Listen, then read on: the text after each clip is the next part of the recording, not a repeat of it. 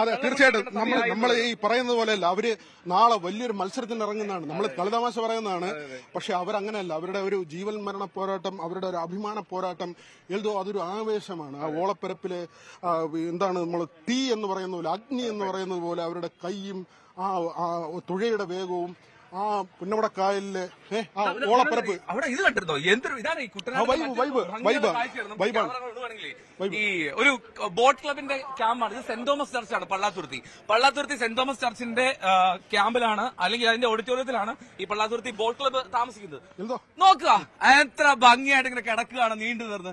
അല്ലേ ഒരു സെൽഫി എടുക്കാനല്ലേ? അവരുടെ വള്ളത്തിന്റെ പേര് തന്നെ അങ്ങനെ ഒരു മേൽപ്പാടം ചുണ്ടൻ എന്നാണ്. ആ ചുണ്ടൻ വള്ളം ഇത് കുറച്ചൊന്ന് പിന്നെ ടേസ്റ്റ് ചെയ്താലേ. എനിക്ക് പക്ഷെ അടുത്ത വള്ളങ്ങളിൽ താല്പര്യമില്ല. അല്ല എൽദോ അടുത്ത ക്യാപ്റ്റൻ ആവണം, എന്റെ ആഗ്രഹം അതാണ്. എൽദോ ക്യാപ്റ്റൻ ആയിട്ടൊരു വള്ളം, അതിന്റെ അമരത്ത് ഞാനല്ല മറ്റാരെങ്കിലും മതി. അമരത്തിരുത്താൻ പറ്റില്ല നീ വിനോദിനെ. ഞാൻ റോഡിലെങ്ങാനും നിൽക്കാം. അപ്പൊ ഇതുപോലെ ഇത്തരം കുറെ രസങ്ങളും ചിരികളൊക്കെ ആയിട്ട് നമ്മളിങ്ങനെ ആലപ്പുഴ ആഘോഷിക്കുകയാണ്. പക്ഷെ മഴ വരുന്നിട്ടാ സൺഗ്ലാസ് വെച്ചിട്ടാണോ? അല്ലല്ല, ശരിക്കും തിരുവനന്തപുരത്ത് നിന്ന് വന്നത് മുതൽ മഴയായിരുന്നു. പക്ഷെ ഇപ്പോ ഭാഗ്യത്തിന് അത് എങ്ങനെ, ഞാൻ നേരത്തെ ഒരു പോസ്റ്റ് ഇട്ടിരുന്നു കേട്ടോ ഫേസ്ബുക്കിൽ. ഞാൻ ഭാഗ്യം എന്നൊരു വാക്ക് ഇട്ടിരുന്നു. പക്ഷെ ഇപ്പോ എന്തുകൊണ്ടാണെന്നറിയില്ല, ഈ ഒരു ആവേശത്തിൽ അങ്ങനെ ഒരു വാക്ക് ഞാൻ പറയുന്നുണ്ട്. ഭാഗ്യം, നമുക്കിവിടെ എത്താൻ പറ്റി. ആ മഴയത്ത് റേഞ്ച് കട്ടായില്ല. ഇവിടെ ഈ വെള്ളപ്പൊക്കം അല്ലെങ്കിൽ വെള്ളം കയറിയിട്ട് റോഡിന്റെ പ്രശ്നം അങ്ങനെയൊക്കെയുള്ള കാര്യങ്ങളുണ്ട്. അപ്പൊ അതുകൊണ്ട് ഒരു പക്ഷേ അങ്ങനെ ഒരു ഭാഗ്യം ഉള്ളത് കൊണ്ടായിരിക്കും അല്ലേ? ഉറപ്പായിട്ടും ഈ പറഞ്ഞ നെഹ്റു ട്രോഫി പോലുള്ള ജലോത്സവങ്ങൾ പങ്കെടുക്കാൻ തന്നെ പറ്റുന്ന വലിയ ഭാഗ്യമാണ്. മാത്രമല്ല ഇപ്പൊ ഇതുപോലത്തെ ഇനി ടീമൊക്കെ എന്ന് പറഞ്ഞാൽ അവരെടുക്കുന്ന എഫേർട്ട് എന്തൊക്കെ പറഞ്ഞാലേ, ഇപ്പൊ കഴിഞ്ഞ തവണ എന്താ പറയാ മില്ലി സെക്കൻഡ്സിനൊക്കെയാണ് അവർ ജയിച്ചതെന്നൊക്കെ പറയുന്നത്. പക്ഷെ അതിന്റെ അപ്പുറത്തേക്ക് 5 തവണ കീഴടിക്കാനൊക്കെ പറഞ്ഞാണല്ലോ. തീർച്ചയായിട്ടും അതൊരു വലിയ കാര്യമാണ്. മാത്രമല്ല എൽദോ എത്രയോ സ്പോർട്സ് മീറ്റിന് ഇങ്ങനെ കമന്ററി നൽകിയിട്ടുണ്ട്. ഈ ഒരു ആവേശം ക്രിക്കറ്റ്, ഫുട്ബോൾ ഇതിനെല്ലാം കിട്ടുന്നുണ്ടോ? നമുക്കറിയാലോ ഓസ്ട്രേലിയൻ ടീം. ഇപ്പൊ റിക്കി പോണ്ടിങ്ങും ഗ്ലെൻ മഗ്രാത്തും മാർക്കോ സ്റ്റീവും ഒക്കെ ഉണ്ടായിരുന്നു ഓസ്ട്രേലിയൻ ടീം. ആ ടീമിനൊക്കെ വെല്ലുവിളിക്കാൻ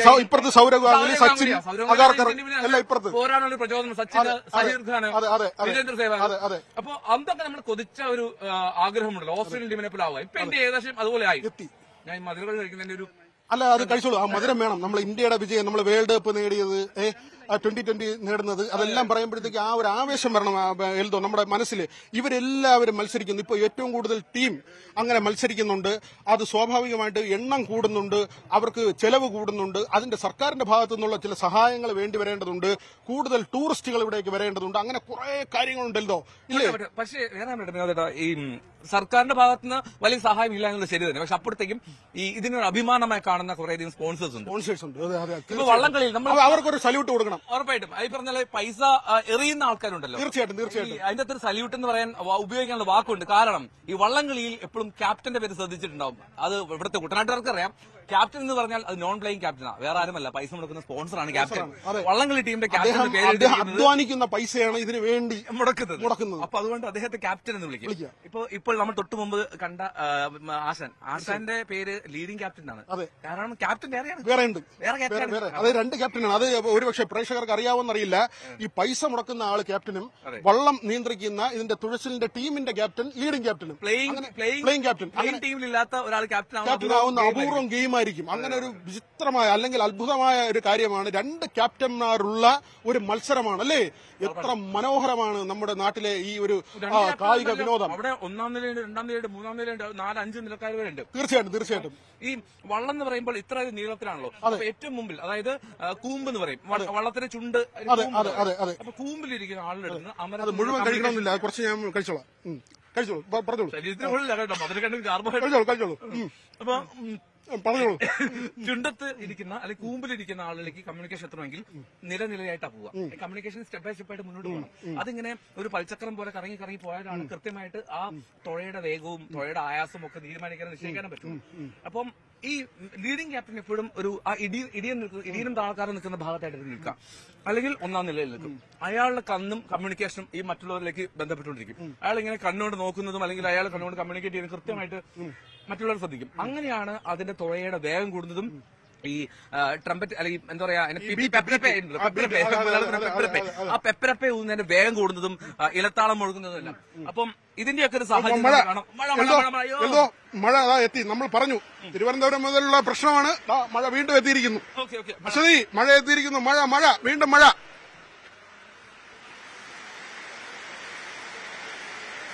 മഴ മഴയുടെ വിഷലിലൂടെ കൊടുത്താൽ നന്നായിരിക്കും. ആ പാടശേഖരത്തിൽ മഴ പെയ്യുകയാണ്.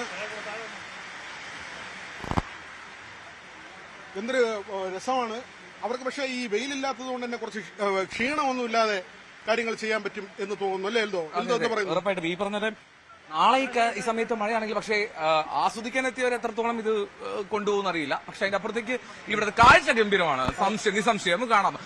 അപ്പൊ ആ പുൽപ്പാടങ്ങളിലേക്ക് ഇങ്ങനെ അല്ലെങ്കിൽ ആ പാടശേഖരങ്ങളിൽ ഇങ്ങനെ മഴത്തുള്ളിൽ വീഴുന്നു. അവിടെ എന്താ പറയാ പിന്നെ ഏതൊരു ചിത്രത്തിൽ കാണുന്ന പോലെ അവിടെ ഒരു പവർ ലൈൻ ഉണ്ട്, സാധാരണ പോസ്റ്റ് ഉണ്ട്. അങ്ങ് ദൂരെ തെങ്ങിൻതോട്ടങ്ങൾ കാണാം. മനോഹരമായിട്ടുള്ള ഞാൻ കഴിച്ചു കേട്ടോ.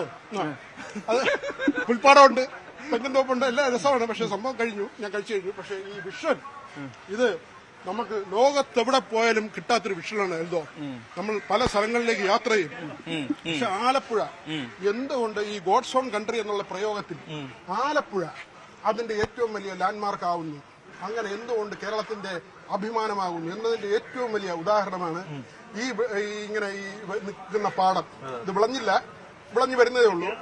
പക്ഷെ ഈ ഒരു ഭംഗി നമുക്കറിയാം. പല സ്ഥലങ്ങളിലും തരിശുഭൂമികളാകുന്നു, പാടശേഖരങ്ങളില്ല. പക്ഷെ ആലപ്പുഴയുടെ ഏറ്റവും വലിയ ഭംഗി ഒരു കാക്ക. അത് വിനോദേണ്ട ഇതെന്താ കുറെ നേരമായിട്ട് പറയുന്നതെന്ന് അറിയാൻ വേണ്ടി വന്ന കാക്കയാണെന്ന് തോന്നുന്നു. അതെ, എന്നോട് പറഞ്ഞു, എൽദോയെ പറഞ്ഞു വിടാൻ പറഞ്ഞു.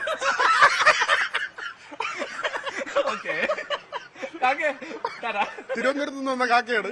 ആ എൽദോയെ കൊണ്ട് ഒന്നും പറയിക്കണ്ടെന്നാണ് എന്നോട് പറഞ്ഞത്. വിളഞ്ഞു പൂത്തു നിൽക്കുകയല്ലേ, പിന്നെ എങ്ങനെ ഞാൻ പറയാനാണ്? അതാണ് കാക്കയും അതാ പറയുന്നത് ഇന്നലെ മുതല്.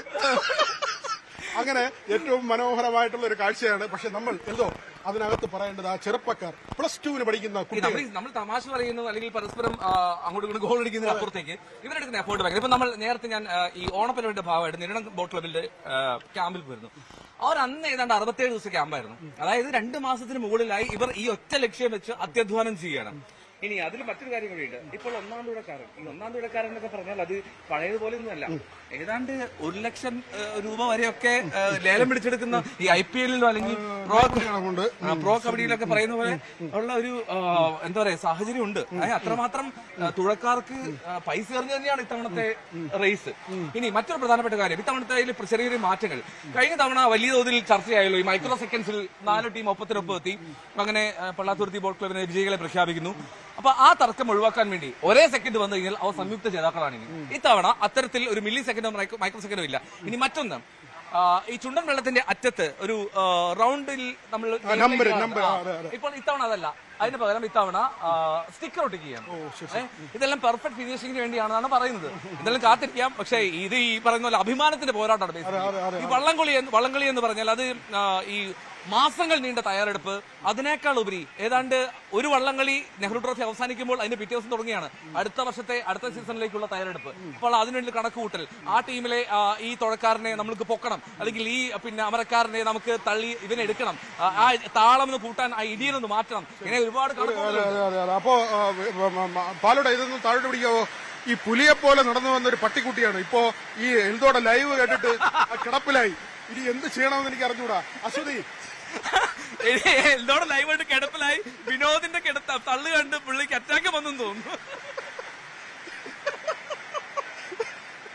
വിനോദും എൽദോ പുതുശ്ശേരിയുമാണ് അവിടെ നിന്ന് രസകരമായി വിവരങ്ങൾ നൽകിക്കൊണ്ടിരിക്കുന്നത്. നമുക്കും ആ ആവേശം ഒട്ടും ചോരാതെ ആലപ്പുഴയിൽ നിന്ന് ഇവിടെ തിരുവനന്തപുരത്തിരിക്കുന്ന നമ്മളിലേക്കും അത് എത്തുകയാണ്. അവരിലേക്ക് മടങ്ങി വരാം. അവിടെ ശക്തമായി മഴ പെയ്യുന്നുണ്ട്, വളരെ ഭംഗിയുള്ള മഴ പെയ്യുന്നുണ്ട്. പക്ഷെ അത് മത്സരത്തെ ബാധിക്കുമോ എന്ന് ചോദിച്ചാൽ ഒട്ടുമില്ല എന്നാണ് നമ്മുടെ പ്രതിനിധികൾ പറയുന്നത്.